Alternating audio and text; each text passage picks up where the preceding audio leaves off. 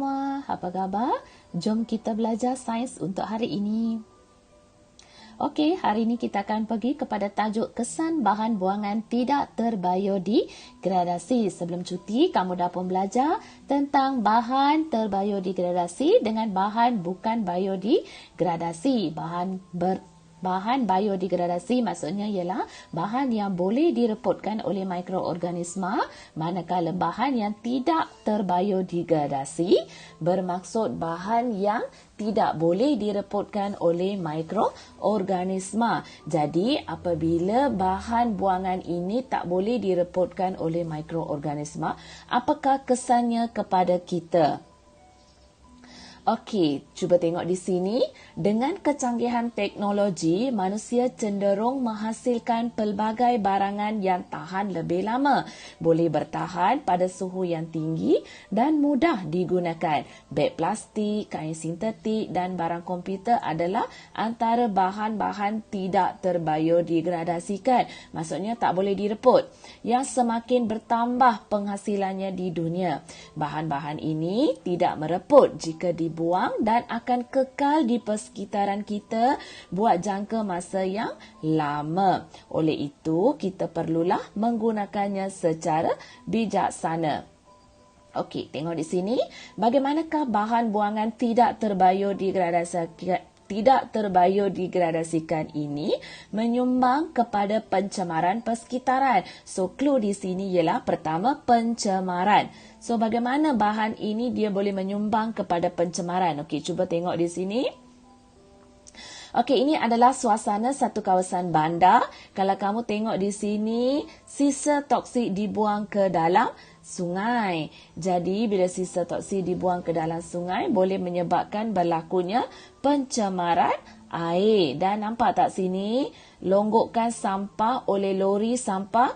Lori membawa sampah dan di sini ada tapak pelupusan dia. Yang ini menyebabkan pencemaran darat. Lepas tu, dia akan mengeluarkan bau yang kurang menyenangkan kepada penduduk persekitaran. Itu juga menyebabkan pencemaran udara. Jadi ada berapa jenis pencemaran yang berlaku akibat bahan buangan ini? Pencemaran air, pencemaran udara, pencemaran darat. Okey, daripada bahan buangan tadi, longkang akan tersumbat. Okey, bila longkang tersumbat, air hujan, air tidak boleh mengalir dengan sebaiknya di dalam longkang. Okey, lepas tu apa akan jadi? Bila air tak boleh mengalir dalam longkang, air akan melimpah keluar.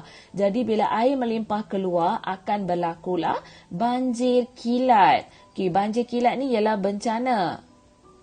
Okey, bagaimana cara pembuangan bahan buangan tidak terbiodegradasikan boleh memberi kesan kepada kesihatan kita? Okey, clue di sini ialah kesihatan kita. Yang pertama tadi pencemaran. Yang kedua boleh memberi kesan kepada kesihatan kita. Okey, bagaimana? Okey, mari tengok sini.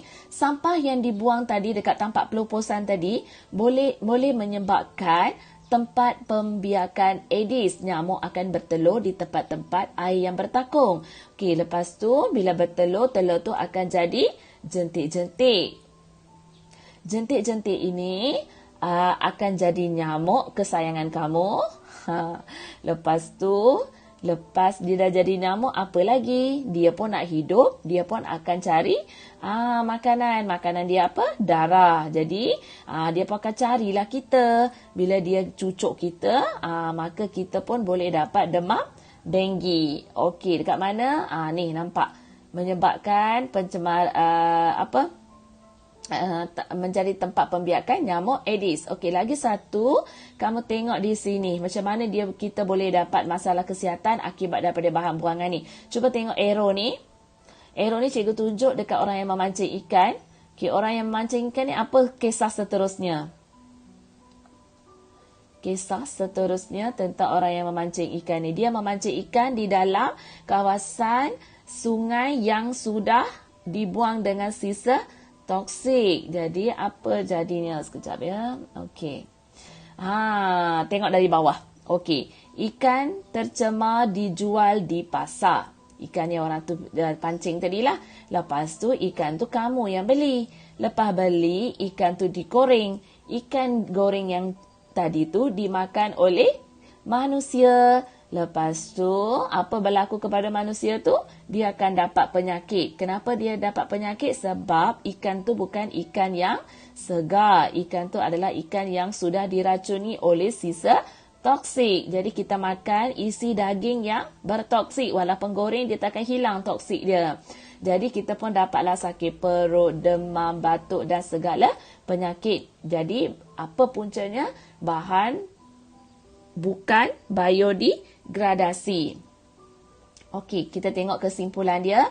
Kesan bahan buangan tidak terbiodegradasi. Yang pertama, boleh berlaku pencemaran. Pencemaran ni boleh bagi kepada 3, pencemaran udara, pencemaran air, pencemaran darat.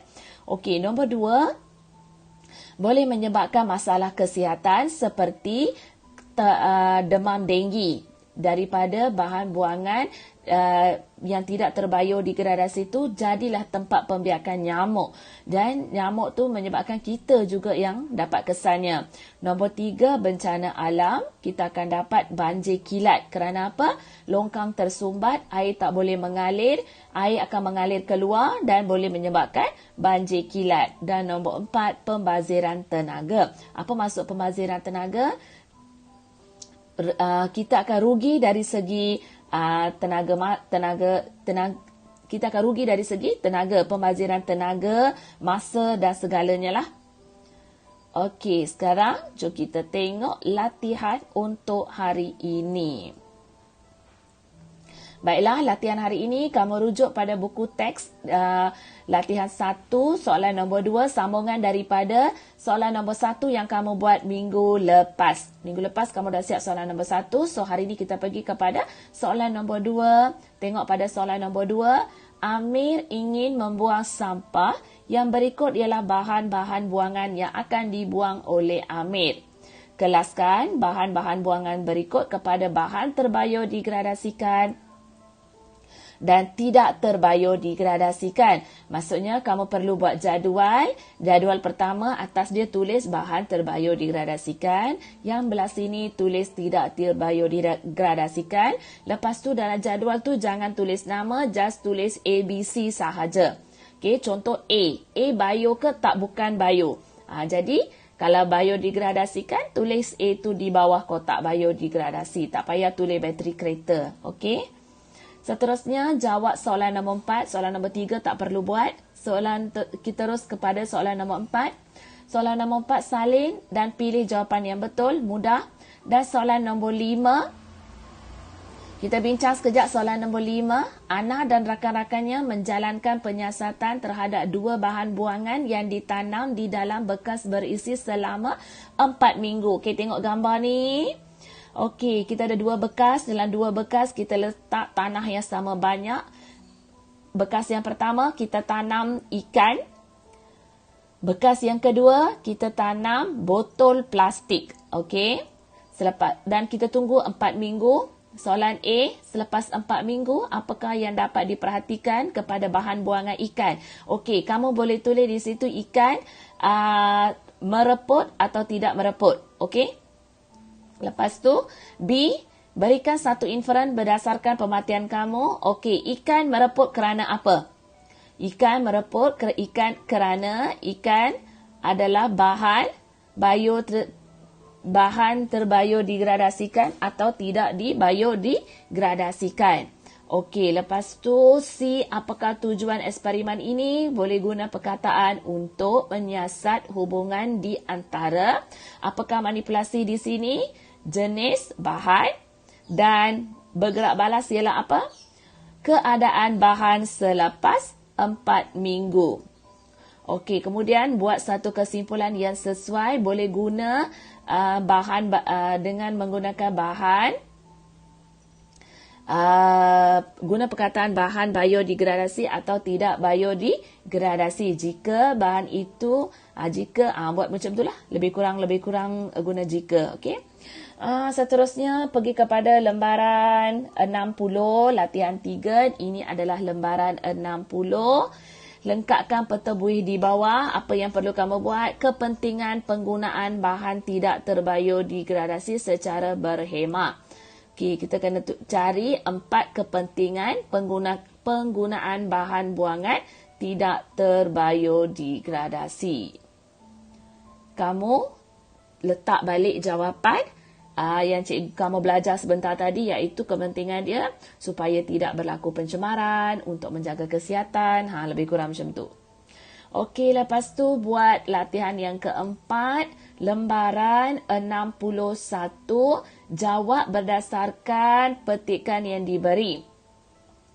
Raja menunjukkan sekumpulan murid dari kelas 6 hidrogen sedang bersiap untuk membuka gerai jualan sempena Karnival Sains dan Teknologi di sekolah mereka. Jadi A, tandakan raih pada jenis bahan pembungkus yang sesuai digunakan oleh mereka.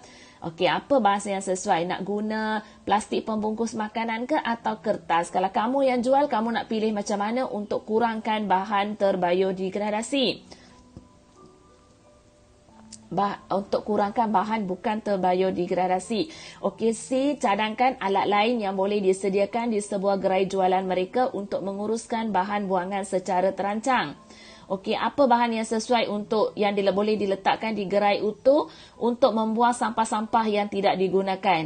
Okey, kalau kamu dekat rumah kamu, apa alat kamu letak dekat rumah untuk buang sampah-sampah ni? Okey, dan diramalkan kesan sekiranya perancangan di A dan C tidak dilakukan sebelum memulakan aktiviti mereka. Apakah akan berlaku kalau kesan-kesan kalau A tu kamu pilih plastik dan dekat C tu kamu tak sediakan alat yang sepatutnya untuk membuang sampah. Okey, harap kamu faham apa yang cikgu ajar sebelum ni. So, lepas siap, hantar latihan 1 hingga 4 dalam grup Telegram. Jika tidak faham, boleh menghubungi saya untuk dapatkan maklumat untuk kamu lebih faham. Okey? Jangan lupa hantar dalam grup Telegram. Okey, itu saja untuk hari ini. Harap kamu faham dan enjoy dengan apa yang cikgu sampaikan. Sekian, terima kasih.